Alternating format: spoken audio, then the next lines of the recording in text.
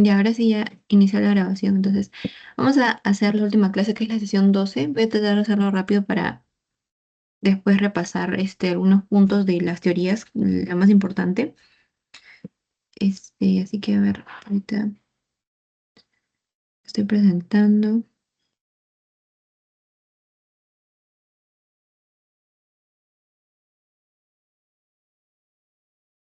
Ya, ya listo. Bueno, entonces en la sesión 12 lo que han visto en su teoría es patología ambiental y toxicológica. Vamos a empezar primero por algunas generalidades. Lo más importante de aquí es saber, bueno, que son enfermedades producidas o promovidas por factores ambientales, y que como tal, la enfermedad ambiental se define como trastornos causados por la exposición a algunos agentes físicos o también químicos en el ambiente, ¿no? Es por eso que vamos a ver físicos, agentes físicos y químicos, radiación, ¿no? Y sobre todo el químico es un poquito más difícil comprender porque son nuevos, ¿no? Gases o elementos metálicos que pueden generar este tipo de enfermedades, ¿no? Enfermedades ambientales, ¿ya? Entonces, son agentes químicos y físicos en el ambiente y por lo tanto generan un impacto mediático y han tenido relación con algunas catástrofes medioambientales, de las cuales les explican también que aunque no crean, bueno, acá están algunos antecedentes que sí son importantes que lo repasen, ha venido algunos bancos a veces, esos antecedentes de dónde han sucedido diferentes catástrofes por alguna exposición a agente químico, físico, ¿no? Bueno, primero tenemos la niebla tóxica de Donora, que sucedió en Estados Unidos en 1948. Luego también continúa la contaminación por metilmercurio en Minamata, ¿no? En Japón, de 1956 a 1968. Esto es por metilmercurio. Esta es una niebla tóxica. De ahí está la contaminación por dioxina en Italia en 1976, la explosión de la central nuclear eh, Three Mile Island en Estados Unidos, 1979, la contaminación por isocianato de metilo en India, luego la explosión del Chernobyl, ¿no? Del reactor nuclear Chernobyl en 1986, la contaminación por gas sarín en Tokio, 1995, y también la fusión del reactor nuclear de Fukushima en Japón. Bueno, esos son los 8 momentos o antecedentes históricos del cual les explican, ¿no? Que es importante saber porque tienen relación con catástrofes medioambientales generadas por este tipo de exposición a agentes. Ya. Luego tenemos el impacto, entonces, como les comentaba, va a tener un impacto, ¿no? En este caso vamos a ver sobre el cambio climático, ¿no? En la salud. Por ejemplo, ¿no? El impacto se va a definir por las repercusiones que se generen a partir del cambio climático sobre la salud, que dependen mucho del alcance y la rapidez en el desarrollo de estos, o sea, la naturaleza, la gravedad de las consecuencias y también la capacidad que tengamos nosotros los humanos en poder detener estos daños, ¿no? Entonces, por ejemplo, está el calentamiento global, el incremento de la temperatura, en promedio 0,6 grados, ¿no? Luego de que ya han sucedido 9 de los 10 años más cálidos en el planeta en el siglo XXI. También está la pérdida de los glaciares, el deshielo de los polos y sobre todo, ¿no? La actividad humana que también es reconocida parte del problema del cambio climático. Pero el principal causante que se menciona es aquel causado o el que provoca el efecto invernadero, ¿no? Los gases del efecto invernadero van a ser el dióxido de carbono, el ozono, el metano y también el agua, ¿no? Entonces, ahí tenemos esos gases y luego, como resultado, ¿no? Del efecto invernadero se ha visto un aumento de 2 a 5 grados Celsius para el 2100 más o menos. Bueno, las enfermedades relacionadas o causadas por el impacto en el cambio climático van a ser cardiovasculares, las que están relacionadas con los hábitos alimentarios, las respiratorias por la polución de aire, enfermedades neurológicas por contaminantes que son neurotóxicos, la gastroenteritis por sobre todo las enfermedades infecciosas, ¿no? Por la contaminación de las aguas, también enfermedades infecciosas transmitidas por vectores y la desnutrición que se da por la afectación a las cosechas, que también tiene que ver con el cambio climático, ¿no? Los momentos de sequía, ¿no? Llevan también a la desnutrición. Entonces, estas son las enfermedades que han sido causadas por el impacto en el cambio climático. Ya. Luego acá ya como tal tenemos, ¿no? Lo que es más importante, está la contaminación ambiental, que se define, ¿no? Como una causa importante de morbimortalidad por la generación de las enfermedades ambientales y porque se relaciona con la proliferación de microorganismos y también partículas inanimadas, o sea, algunos agentes químicos, ¿no? Vamos a ver que se dividen, ¿no? Los elementos dentro del que están involucrados en la contaminación ambiental se van a dividir en aquellos que están en el aire externo y otros que están en el aire interno. Entonces, en el aire externo, sobre todo este, son componentes que están en en espacios abiertos, ¿no?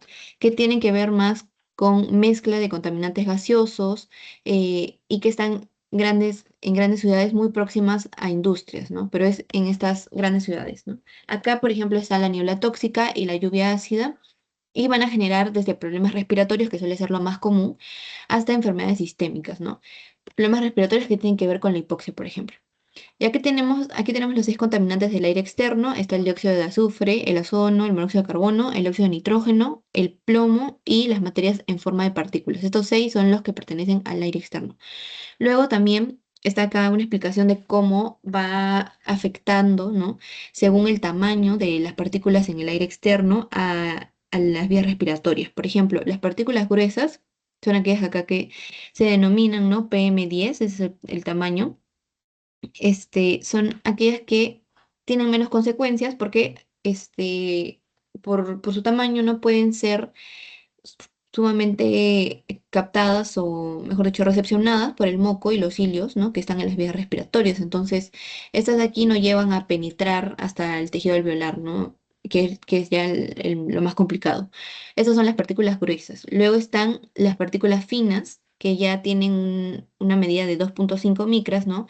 Que estas sí pueden llegar a penetrar hasta vías respiratorias o hasta los bronquioles terminales específicamente y los alveolos, ¿no? Por eso es peligroso las partículas de este tamaño. Y por último, las más perjudiciales, que ya son denominadas las ultrafinas, que miden 0,1. Y a estas ya llegan incluso a pasar la hematosis, ¿no? Son las más perjudiciales, pasan por las paredes alveolares y luego llegan también a la circulación. Bueno, pero de las más habladas casi siempre son, o de las que van a ver también luego, son estas de 2,5 micras, que son las que pueden inhalarse fácilmente y llegar también a los alveolos, ¿no? Hay pocas que son ultrafinas en realidad. Luego tenemos en- acá los contaminantes que les decía, ¿no? Del aire externo, está el ozono, ¿no? Que es importante que sepan, por ejemplo, cuáles son sus efectos, ¿no? En el caso de los adultos y niños, la disminución en la función pulmonar, aumento de la reactividad de las vías respiratorias, luego disminución de la capacidad de ejercicio en aquellos que son deportistas, el aumento de hospitalizaciones de asmáticos, también está el dióxido de nitrógeno, ¿no? Aumento de la reactividad de las vías respiratorias, casi todas se repiten en esto, ¿no? Que van a afectar la función pulmonar y también la reactividad que tengan las vías respiratorias, ¿ya? Casi todos de aquí vamos a ver qué es eso, ¿no? Sobre todo lo que es la función pulmonar. Pero acá están, como les mencionaba, el ozono, dióxido de nitrógeno, el óxido de azufre, algunos aerosoles ácidos y las partículas que vimos por aquí. Ya. Luego está el aire interno, ¿no? Estos ya son contaminantes de lugares justamente más cerrados, ¿no? Por ejemplo, tenemos de aquí el contaminante más representativo, va a ser el humo del tabaco, ¿no?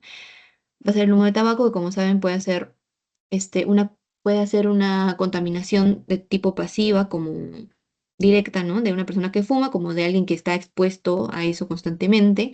También están otros contaminantes dentro del aire interno, que son, por ejemplo, el monóxido de carbono, ¿no? El nitrógeno y el amianto también. Y bueno, las sustancias volátiles, algunas otros que ya son menos importantes dentro del aire interno son sustancias volátiles orgánicas, como el petróleo o el carbón también. El humo de la madera, por ejemplo, de la combustión de materiales orgánicos, o sea, de la madera, por ejemplo, lo que va a liberar son óxidos de nitrógeno, partículas de carbón, bioaerosoles, que son agentes tanto microbiológicos o hasta alérgenos, el gas radón, que proviene del uranio, ¿no? Y se encuentra en suelos, y el formaldehído, que lo vamos a encontrar en muebles y adhesivos. ¿Ya? Luego de eso ya veremos la toxicidad de estos agentes químicos. Entonces, bueno, eso seguramente también lo han visto un poco en farmacología, ¿no? La toxicología va a ser esta ciencia que, como estamos viendo, estudia la distribución, los efectos y los mecanismos de acción que tienen los agentes tóxicos, ¿no? Entonces, para eso estudian la interacción entre el ser humano y estos contaminantes para que se produzca finalmente la enfermedad. Por ejemplo, acá están en los diferentes lugares en donde puede haber estos agentes en el aire, en el agua, en el suelo, se produce la exposición humana, llega al tubo digestivo o llega por vía fecal oral, llega por partículas respiratorias, ¿no? Como hemos visto el pulmón, o llega, si no, por transmisión cutánea, ¿no? Y luego lo que coincide para la generación de la toxicidad es que todos se llegan a absorber el torrente sanguíneo, entonces es por esa forma que se pueden distribuir a los tejidos y generar la toxicidad, ¿no? Sin embargo, algunos pueden llevar o pueden irse por el camino del metabolismo que salvaría a la persona de que se intoxique, ¿no? Esto es lo que vamos a ver aquí. Entonces, estos agentes son denominados xenobióticos porque son agentes que no conocemos, no pertenecen a nuestro cuerpo, entonces, y que pueden estar presentes en alimentos, en el suelo, ¿no? Y vamos a ver que pueden pasar por reacciones para poder metabolizarse. Entonces, por ejemplo, las reacciones de fase uno son, por ejemplo, la hidrólisis, la reducción y la oxidación. Estas tres son las de fase uno y con estas reacciones se forma un metabolito primario. Y luego están las de fase 2 que son la glucuronidación, la sulfatación, la metilación y la conjugación, que forman el metabolito secundario que finalmente es eliminado, ¿no? En la orina, en las heces, ¿no? O por bilis, ¿no? El otro caso sería este que el xenobiótico, ¿no? Que en un principio es un metabolito no tóxico, se vuelve un metabolito reactivo y empieza a tener efectos sobre las moléculas, ¿no? de la célula, o sea, por ejemplo, las enzimas, el ADN, que sería lo más perjudicial. Y ya aquí, como se hizo el daño, una vía sería de que se lleve a la reparación molecular y celular, y por otro lado también, sino de que se genere la toxicidad con los efectos a corto y largo plazo que vamos a ver ahorita en los diferentes agentes. Y entonces vamos a empezar por la contaminación por metales. Primero que todo está el plomo, ¿ya? Primero que todo está el plomo, que es un metal pesado y fácilmente absorbible. Ya fácilmente absorbible, se va a unir a grupo sulfidrilo en lo que son las proteínas e interfiere con el metabolismo del calcio, ¿ya? Por eso es que luego vamos a ver que el plomo se relaciona aquí, ¿no? Con algunas enfermedades óseas, o tiene alteraciones óseas, ¿no? Y el tratamiento en los niños va a ser obligatorio con más de 45 microgramos por decilitro. El plomo se va a absorber por vía aérea y se concentra en el plasma, en los eritrocitos y finalmente, ¿no? Si es que es metabolizado, se puede captar por vía renal. Luego, también es posible que atraviese la barrera hematocefálica y otros órganos, por eso puede llegar al cerebro y vamos a ver sus otras alteraciones. Y finalmente se deposita en el hueso un 90% cuando existe exposición crónica.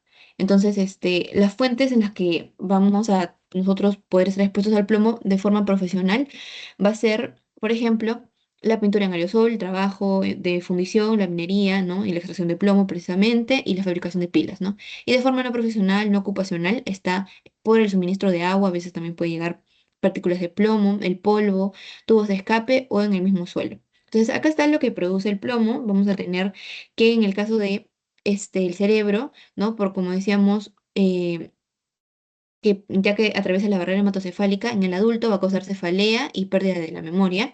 En el niño va a causar encefalopatía y el deterioro mental ya a largo plazo. En las encías también se ve muy característico las líneas de plomo, ¿no? Acá se pueden ver en los dientes. Después en la sangre también por su mismo depósito, ¿no? Que llega concentrado en el plasma de los eritrocitos, se produce la anemia y que se puede ver con un punteado basófilo en los eritrocitos.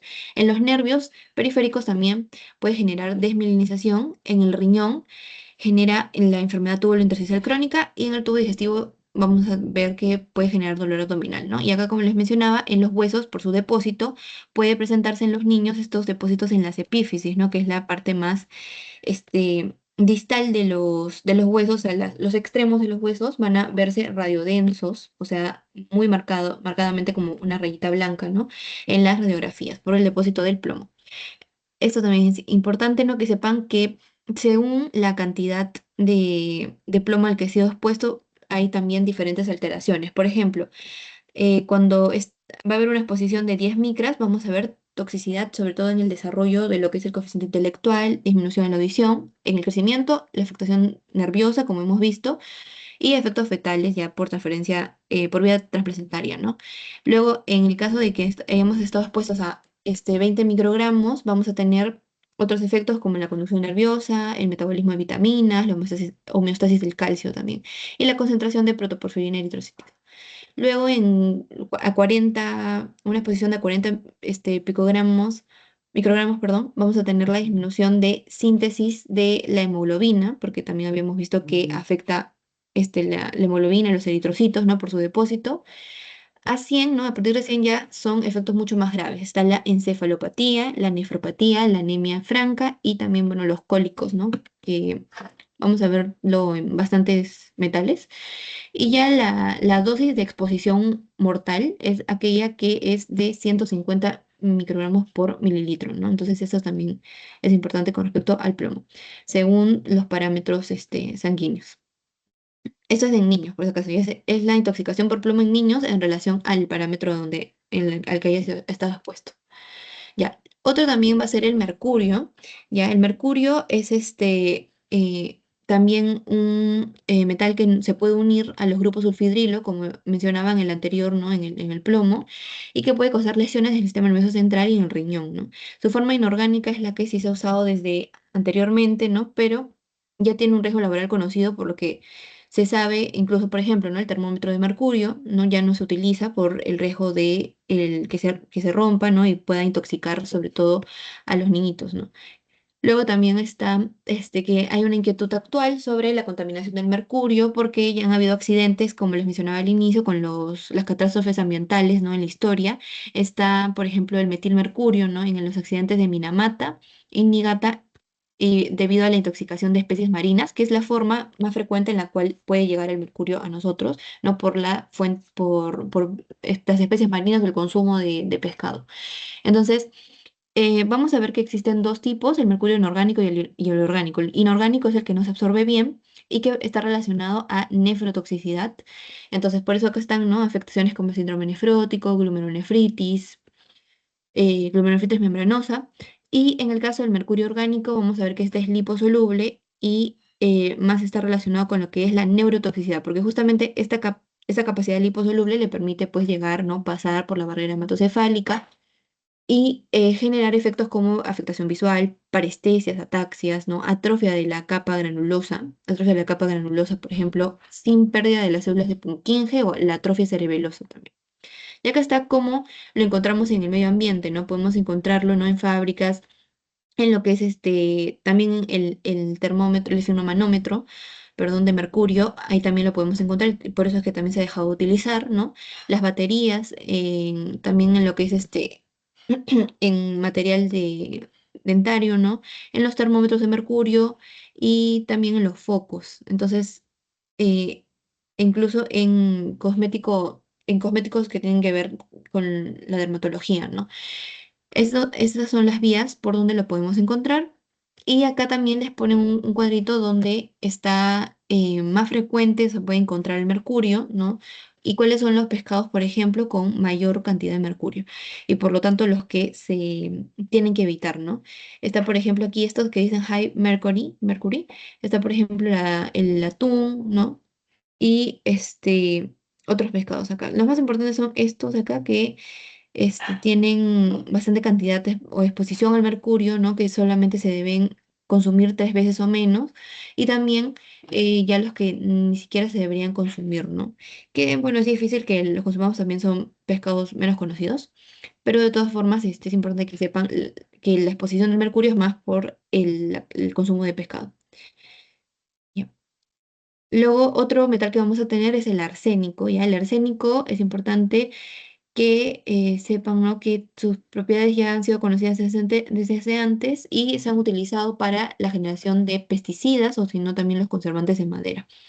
Van a interferir en su efecto con lo que es la fosforilación oxidativa mitocondrial y las formas más tóxicas van a ser estas: los compuestos trivalentes trióxido de arsénico, el arsenito de sodio y el tricloruro de arsénico. Esos tres, los compuestos trivalentes trióxido de arsénico, el arsenito de sodio y el tricloruro de arsénico.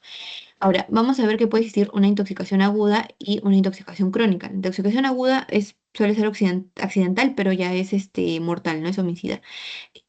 Eh, y la intoxicación crónica puede ser cuando afecta a varios órganos, ¿no? Con síntomas inespecíficos. Vamos a ver que puede afectar el sistema cardiovascular, digestivo, neurológico, pero vamos a verlo más relacionado, como se ve aquí en las imágenes, con el desarrollo de cánceres cutáneos en vías respiratorias también y en la vejiga.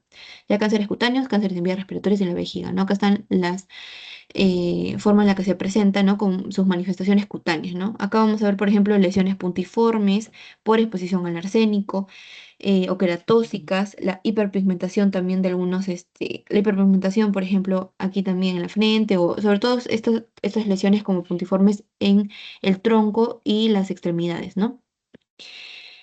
Ya. Y bueno, a largo plazo también se puede desarrollar encefalopatía o neuropatía periférica, ¿ya? Pero aquí lo más importante es que sepan sus formas tóxicas y también que genera manifestaciones cutáneas y que puede ser tanto de forma aguda o crónica la exposición. En lo que es el cadmio, acá del cadmio sí me acuerdo que también hubo bueno, una pregunta en el examen, ¿no? Cuando me tocó. Entonces, bueno, este metal se va a utilizar en cantidades crecientes en aleaciones, en materiales recargables y también en pigmentos. Ahí lo vamos a encontrar. Tiene una semivida de 20 años, por eso también es bioacumulable. Y las vías de ingreso, por las que las vías por las que estamos nosotros expuestos, van a ser la vía respiratoria y la vía digestiva. Entonces, los principales efectos tóxicos van a ser la enfermedad pulmonar obstructiva, que es el EPOC, y también la lesión tubular renal. Estos dos, la enfermedad pulmonar y la lesión tubular renal. ¿Ya? Acá está, ¿no? La histopatología de cómo vamos a ver, por ejemplo, los riñones, ¿no? Llenos de depósitos de lo que es cadmio, ¿no? Casi no se distingue o hay una diseminación sobre todo del metal en los glomérulos. Y su relación más importante es la ya denominada, ¿no? Enfermedad de Itai-Tai, ¿ya? Que se da por la exposición al cadmio, ¿ya? Tai justamente se denominó así por un evento que ya sucedió anteriormente. Se envenenaron los ríos en Japón, ¿no? Y se contaminaron con los ríos también los campos de arroz y los campos de cereales. Entonces, por esta vía es que, por la vía digestiva, ¿no? Es que las personas en Toyama, Japón, se contaminaron de cadmio y generó, como pueden ver aquí, ¿no? Sobre todo lo que es la falla renal crónica, que luego también se manifestó la anemia y la osteomalacia, ¿no? Que vemos aquí en los huesos. La osteomalacia, la enfermedad renal crónica y la anemia fue lo que generó en esta población, ¿no? En Japón.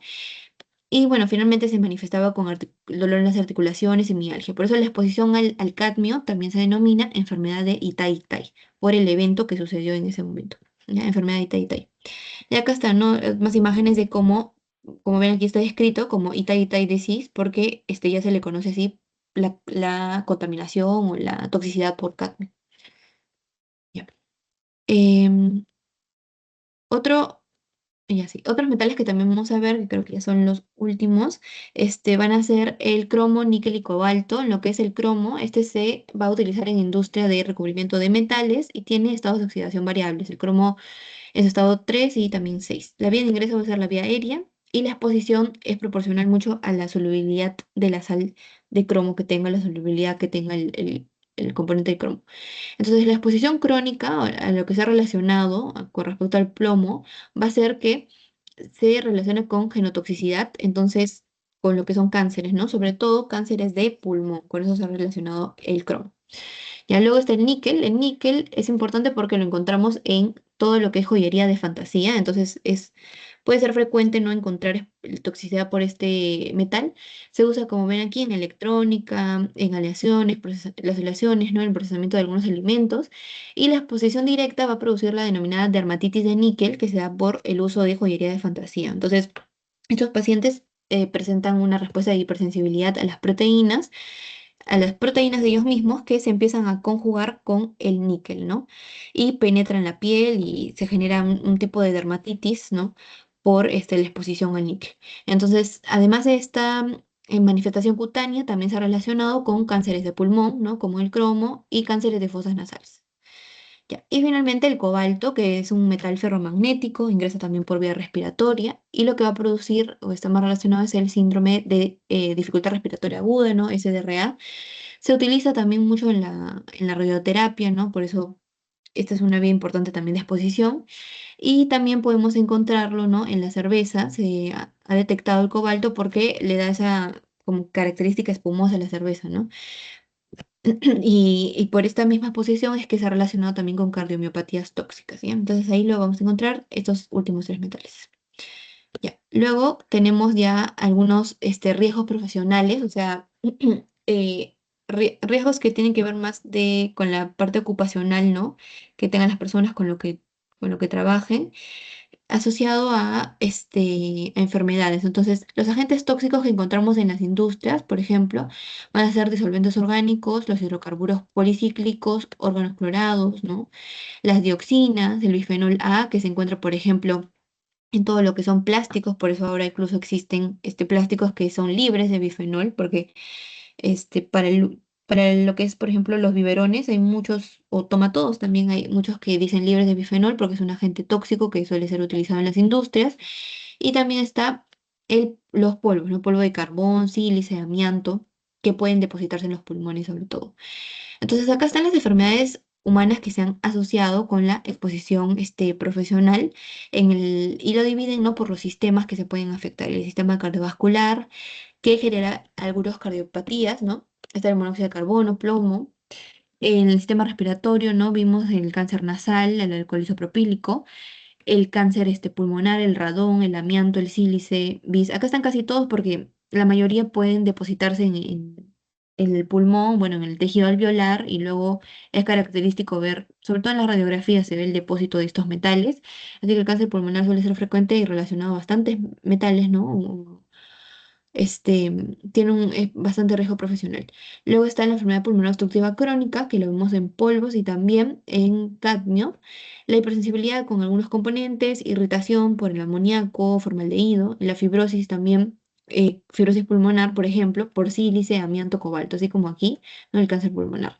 En el sistema nervioso también está acá, como dijimos, el mercurio, el plomo, ¿no? Que genera neuropatías periféricas. En la marcha táxica está el toleno, el clordano, acrilamida, mercurio. En la depresión del sistema nervioso central, los halcones, cetonas, aldehídos, los disolventes. Y bueno, en cataratas, ese es otro tipo de agente. Este es un agente físico, por ejemplo, no químico, está la radiación ultravioleta. En el sistema urinario, vamos a tener la toxicidad renal también por mercurio, como vimos, ¿no? Y el cáncer de vejiga, ¿no? Por naftilaminas, benzidina o productos del caucho. En el sistema reproductor, el plomo sobre todo puede afectar la infertilidad, puede generar infertilidad o también ya asociarse con mortinatos, ¿no? Igual el mercurio. Y la teratogenia, que tienen bastantes de estos metales, ¿no? Siempre, si es que una madre está expuesta a estos metales, puede generarse teratogenia, ¿no? Que es que los bebés tengan malformaciones congénitas, ¿no? Entonces la teratogenia también es importante. El sistema hematopoyético, sobre todo es el benceno, el que está relacionado con leucemia, y en la piel está la dermatosis, ¿no? La dermatitis, por ejemplo, que hemos visto también por el níquel. El cáncer, acá otra vez se vuelve a mencionar la radiación ultravioleta porque también es parte de exposición profesional, ¿no? Y el tubo digestivo, está el cloruro de vinilo, el que se ha relacionado con angiosarcoma hepático. Ahora vamos a ver lo que es el tabaquismo, ya como otro punto, además de los metales y también la exposición profesional. En el tabaquismo explican, ¿no? Que el cigarro está compuesto por tabaco y bueno, y otros elementos que son todos tóxicos carcinógenos, ¿no? Incluso en las cajetillas, como vemos, se avisa, ¿no? De este potente daño que puede hacer a largo plazo y bueno, por el consumo en general. Entonces, acá el elemento que lo vuelve adictivo, ¿no? Que se ha estudiado es la nicotina. La nicotina es el alcaloide que está dentro del cigarro que lo vuelve adictivo. Entonces, el tabaquismo también se ha denominado como la causa de muerte más prevenible en el mundo, ¿no? Porque se puede, ¿no? Es más que todo es un hábito dañino. También está como causa profesional, perdón, principal exógena de cáncer humano. Y es una cosa importante que se puede relacionar también con enfermedades cardiovasculares o con la enfermedad pulmonar obstructiva crónica, el EPOC, también aquí lo vamos a mencionar, y disminuye la supervivencia mucho dependiendo de las dosis. Por eso es que casi siempre cuando vean quizás estudios de tabaquismo van a ver que el estudio se hace en base al paquete de cigarrillos y el riesgo que tenga según el número de paquetes que consume al año o al mes, no al día. Entonces, acá está, ¿no? El humo del tabaco está compuesto por aromáticos, por aromáticos policíclicos y también por nitrosaminas, y es bastante irritante para la mucosa traqueobronquial. Va a generar la inflamación crónica porque hay un aumento en la síntesis de la elastasa que en el pulmón genera lo que es el enfisema. Y entonces, por eso, debido a la inflamación crónica. Ahora, la hidrosolubilidad de estos carcinógenos va a poder estar aumentada por los CYPs, ¿no? Que se encargan del metabolismo de estos, por el CYP, citocromo P450, por los temas de la fase 2 que vimos, y también las mutaciones ya como tal de la persona, que tenga mutación en oncogenes o genes supresores de tumores que podrían evitar que el tabaquismo genere algo más grave, lleva a un mayor riesgo de cáncer pulmonar. Entonces acá está igual, los estables no aparecen el porcentaje de vivos y la edad, y también esta que es cuántos cigarros fuma por día y el riesgo relativo de desarrollar cáncer de pulmón, que es la afectación más grave, más importante. Y acá están otras enfermedades que también puede generar el tabaquismo. También lo han asociado, por ejemplo, con enfermedades crónicas, ¿no? Además del cáncer de bastantes lugares, por ejemplo, la orofaringe, laringe, el esófago, en tráquea, ¿no? En la leucemia amiloide, en el hígado, en el estómago, colorectal, ¿no? También están enfermedades crónicas, que por ejemplo vamos a tener las cataratas, la degeneración macular senil, hendiduras orofaciales, en el caso del tabaquismo materno, la tuberculosis, el EPOC es importante, es una enfermedad crónica también que se relaciona mucho con la exposición a agentes tóxicos, no solamente el tabaco, en el caso del EPOC también van a ver que es con humo de madera, el humo, perdón, de leña. El humo de la leña también es en el caso del EPOC. Luego está la diabetes, también los embarazos ectópicos, la disfunción eréctil, ¿no? En los hombres, y la artritis reumatoide también es una enfermedad crónica que se ha relacionado con el tabaquismo. Ya. Y bueno, ya que vimos tabaco, metales, ¿no? Ahora vamos a ver lo que son las lesiones por fármacos. Ya aquí en las lesiones por fármacos vamos a encontrar que son efectos no deseados, son aquellos efectos que no son deseados por el consumo de los fármacos en contextos terapéuticos convencionales. O sea, son efectos que se producen, lamentablemente, pero que no es lo que se desearía por el uso de estos fármacos, ¿no? Entonces, vamos a ver, por ejemplo, cambios en color de la piel, que puede ser lo más leve, hasta reacciones de hipersensibilidad, ¿no? Alergia, toxicidad. 2 a 12% de estos efectos por fármacos son mortales, y también, obviamente, la polifarmacia, que sobre todo pasa en los adultos mayores, es lo que aumenta el riesgo, ¿no? La polifarmacia se ve mucho en adultos mayores. Los efectos adversos, que es distinto, ¿no? Estas lesiones van a derivar más bien de otros contextos. Por ejemplo, vamos a ver acá son reacciones adversas, pero también hay efectos que no son deseados, que no se pueden controlar. Ahora sí, lo que veremos son efectos adversos, que pueden ser, por ejemplo, por sobredosis, pueden ser por respuestas exageradas, por la predisposición genética a reaccionar así por este fármaco, reacciones de hipersensibilidad, la interacción con otros fármacos también que tienen que ver con la polifarmacia y bueno, ya iatrogénicamente, ¿no? O factores desconocidos puede ocurrir. Acá están entonces los fármacos, la verdad que sí, como les decía, desde parcial las tablas son importantes porque casi siempre pregunta algo, aunque sea de las tablas que deja el doctor en su clase. Entonces acá, por ejemplo, las reacciones farmacológicas adversas frecuentes y sus causas van a ser las que vemos aquí: médula ósea, la anemia plástica, fármacos antieneoplásicos, inmunodepresores, hemolítica, penicilina, metildopa, quinidina, heparina. Ya. Luego, cutáneas, la urticaria, todo lo que son manifestaciones cutáneas, ¿no? Puede ser por fármacos antineoplásicos, sulfonamidas, hidantoínas. También cardíacas, las arritmias, por ejemplo, se ha relacionado mucho lo que son las hidantoínas, la dioxina. En la miocardiopatía, la doxorubicina, entre otros. Y en los renales, la glomerulonefritis. Acá, importante que sepan, los antibióticos, por ejemplo, generan necrosis tubular aguda. En pulmonares está, por ejemplo, el asma, que puede relacionarse a los salicilatos, ¿no? ¿No? Los salicilatos, la aspirina, por ejemplo. En las hepáticas están aquellos que producen cambios grasos, como la tetraciclina, que también es un antibiótico bastante utilizado, o los que pueden generar daño hepático difuso, el paracetamol, la isoniazida. En sistémicos está la anafilaxia, o sea, ya los que generan reacciones alérgicas graves, como la penicilina, puede ser el síndrome de lupus por fármacos, la hidralazina, la procainamida, y las hemorragias, que siempre los anticoagulantes como la warfarina, la vigatran, siempre presentan ese riesgo de que a largo plazo se genere también riesgo de hemorragia. Y ya los del sistema nervioso central, ¿no? Está, por ejemplo, también acá los salicilatos, algunos sedantes que pueden generar depresión respiratoria.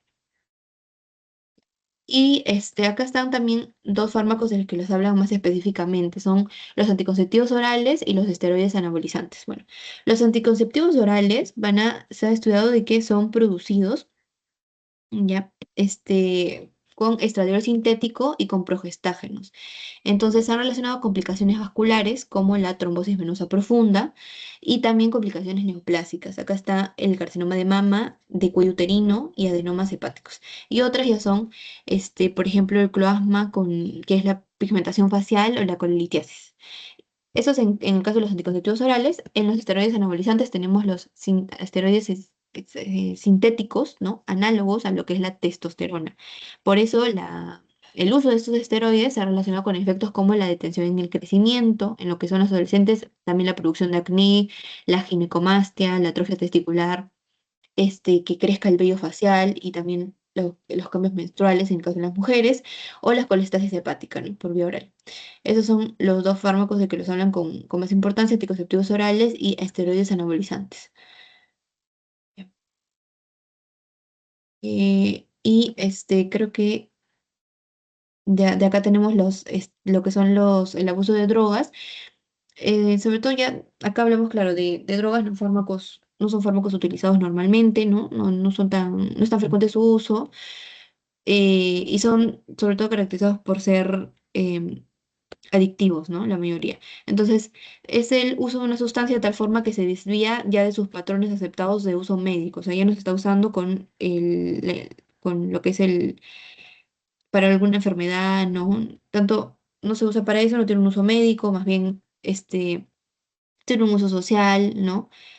Es distinto, ¿no? En lo que vamos a ver, lo que son drogas. Entonces, las drogas más usadas tenemos aquellos derivados del opio, como están la heroína y la morfina, y también los depresores del sistema nervioso central, acá los más conocidos, ¿no? Los barbitúricos, las benzodiazepinas, que también lo habrán visto en su clase de farmacología, ¿no? Y los estimulantes, que son la cocaína y la anfetamina, y finalmente algunas sustancias inhalables, el nitrito de amilo y los disolventes orgánicos.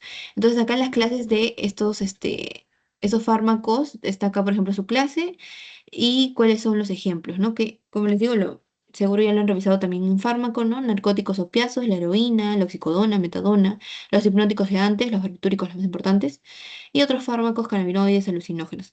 En su forma de intoxicación aguda, vamos a ver que se puede generar consecuencias mortales, pero ya su forma crónica a largo plazo puede generar alteraciones del sistema nervioso central, deterioro cognitivo, daño hepático y lesiones valvulares cardíacas. Ya. Acá está también lo que es por cada uno, ¿no? La heroína, la cocaína, las anfetaminas, los alucinógenos y los disolventes orgánicos. En lo que es la heroína tenemos hipotermia, bradicardia, depresión respiratoria. En cocaína, como es hiperestimulante, no está la euforia, la paranoia, y en la sobredosis ya se relaciona arritmias y muerte súbita. Y en el consumo crónico puede generar cardiomiopatías dilatadas. En lo que son anfetaminas, en realidad varía, ¿no? Puede ser euforia, pero también estados de alteración de la conducta. En los alucinógenos tienen más efectos simpático-miméticos, como la hipertensión y la taquicardia. Y los disolventes orgánicos por sobredosis generan coma profundo y consumo crónico, afectación hepática también y renal. Y estas son las complicaciones por el abuso de drogas, pero que se da por vía endovenosa, o sea, claro, cuando ingresan al cuerpo por esta vía, ¿no? Entonces, por esta vía vamos a tener, por ejemplo, ¿no? En los pulmones, lo que son los granulomas. En el cerebro también vamos a tener estas cavidades, ¿no? Luego, de forma local, en la misma inyección, también es probable de que se formen abscesos, o sea, se infecten, ¿no? Celulitis, úlceras, o que las venas se trombosen, que también se ve mucho ya en las personas que son adictas, ¿no? A estas sustancias. Luego, en lo que es en la parte renal, se ha relacionado con glomerulopatía en las infecciones también por la misma inyección, ¿no? Que lo hacen frecuentemente con la misma aguja.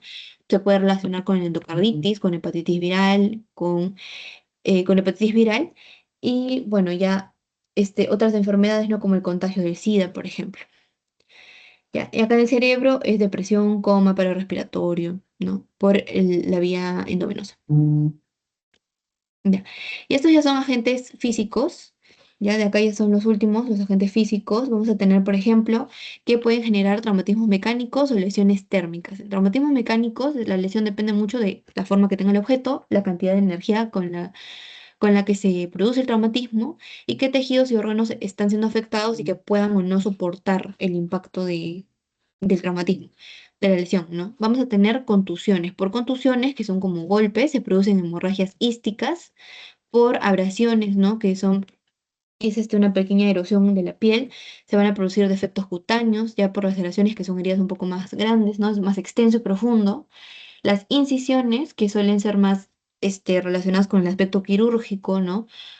Por eso dice que es una división deliberada de la piel, es un corte más más mejor dicho, mejor delimitado, con un margen mejor definido, ¿no? Que los otros. Y las punciones, ¿no? Que pueden ser penetrantes o profundos. Estos son los traumatismos mecánicos.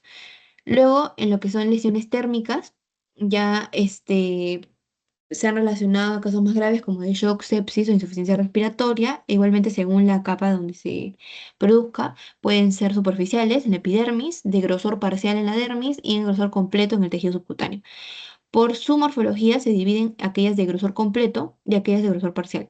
Las de grosor completo van a ser blancas o carbonizadas, pero lo más importante es que son indoloras. ¿Por qué son indoloras? Porque cuando son de grosor completo ya llegan al tejido subcutáneo, ya llegan a los vasos y los nervios, entonces también se dañan los nervios y ya el paciente no siente dolor ni siquiera, ¿no? Es una herida grande, pero no siente dolor. En cambio, el grosor parcial, cuando apenas está por encima, ¿no? De la dermis, ¿no? Que está, lo que es la dermis, sí van a presentarse de forma dolorosa, ¿no? Incluso con ampollas. Bueno, y en la histología, por las lesiones térmicas, se presenta necrosis por coagulación, por lo mismo que es un evento agudo, vamos a ver células inflamatorias y exudación, ¿no? Acá podemos ver las lesiones de primer grado, segundo grado y tercer grado. Con necrosis, con exudación, todo lo que es la entrada de células inflamatorias para poder ayudar a la regeneración de la piel.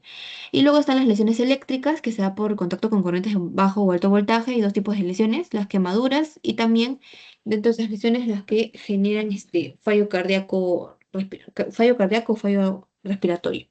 La magnitud de esas lesiones depende mucho de la exposición al amperaje que se haya tenido, la duración y la vía de la corriente eléctrica. Y bueno, en la corriente alterna tenemos el espasmo muscular. Cuando es por corriente alterna puede generar espasmo muscular de tipo tetánico y cuando es por corriente de alto voltaje ya es mucho más grave. La afectación genera parálisis en los centros vulvares y quemaduras mucho más extensas y profundas, como se ven acá, ¿no? Quemaduras mucho más extensas y profundas. Igualmente, esto es lo que vamos a encontrar en lesiones eléctricas, se ve mucho más grande la parte de la epidermis, ha crecido, ¿no? De forma elongada. Y igualmente aquí, ¿no? Es todo el tejido que está edematoso también por la lesión eléctrica, ¿no? Esto es la parte edematosa. Ya.